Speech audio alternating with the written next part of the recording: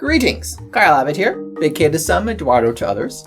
We have a brand new shamisen from the fine folks at Tokiwagaki. Please make welcome the Matsu.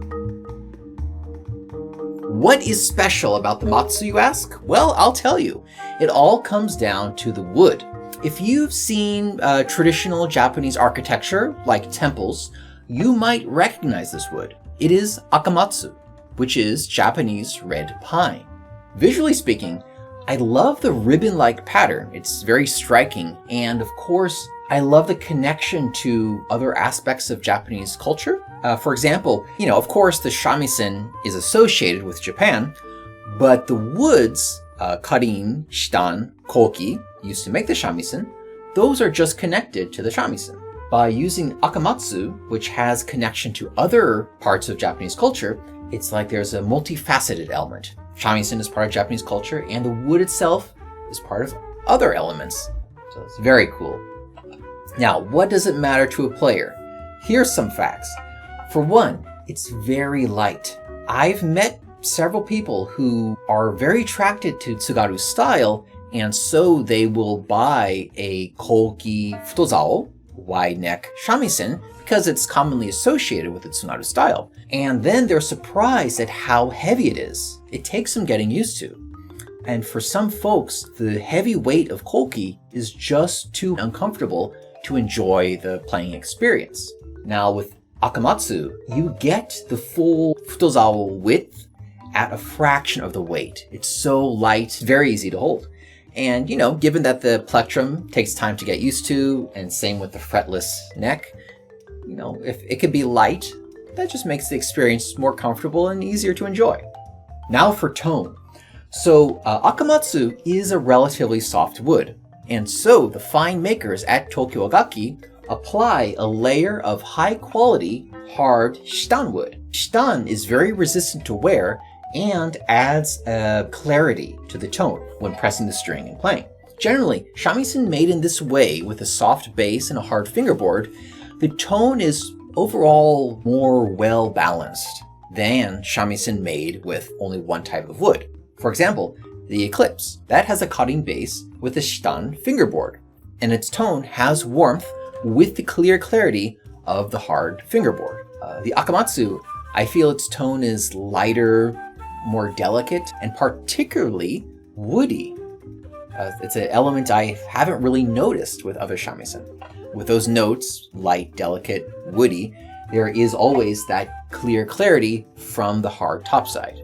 Now on one side, we have the woody tone from akamatsu, and on the other side, we have solid koki, which has a very hard, and I would say metallic tone. That's kind of two ends of the spectrum with different combinations of wood in between, offering different tonal qualities. And they're all good. It just depends on your preference.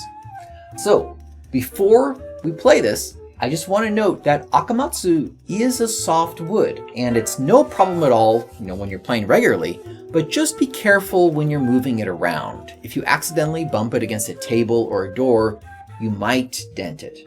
But, that's the same with all instruments and babies. Care is required. So, with that said, let's hear how it sounds. Also, I find this shamisen with the hibiki to be especially loud, so I'm going to put in ear protection.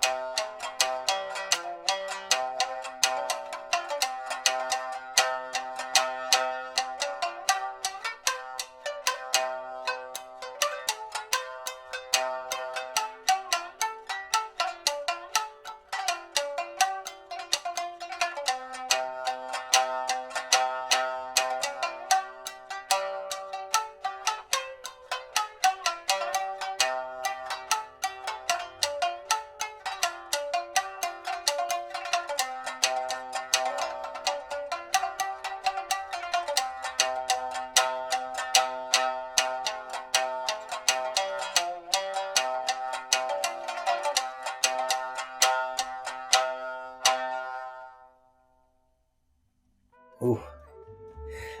These days I haven't been able to play that much shamisen because a lot of Bachido work has been on the computer. But hand rustiness aside, it's very easy to play. The tone is unique and pleasant.